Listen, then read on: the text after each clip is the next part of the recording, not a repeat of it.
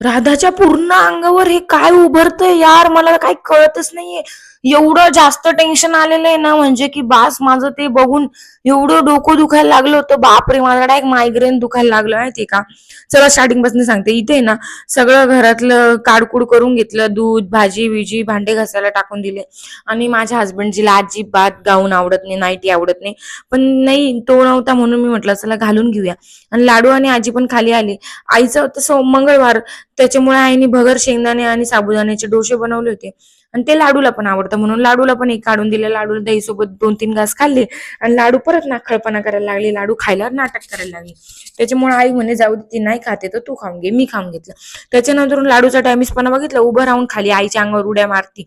एवढी तर ना ती अशी बिंदास झाली एकदम. तिला वाटतं की नाही, मी सगळं करू शकते. माझं पोट खराब असल्यामुळे मी थोडा रव्याची पेज आईने बनवून दिली, ती खाली. आणि हिचं अंग बघा ना यार, हे काय उभरते. उभरतं तर उभरतं, तिच्या पूर्ण अंगाला खाज पण येत होती.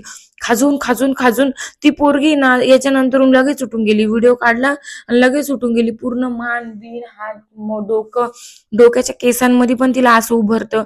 आणि खूप उभरतं ते. तुमच्या पण बेबीजला असं होतं का, मला नक्की कमेंट करून सांगा.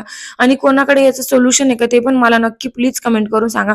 आईने एक सोल्युशन काढले, आमसूलचं पाणी केलं आणि ते पूर्ण अंगाला लावलं. तर तुमच्याकडे काही सोल्युशन आहे का?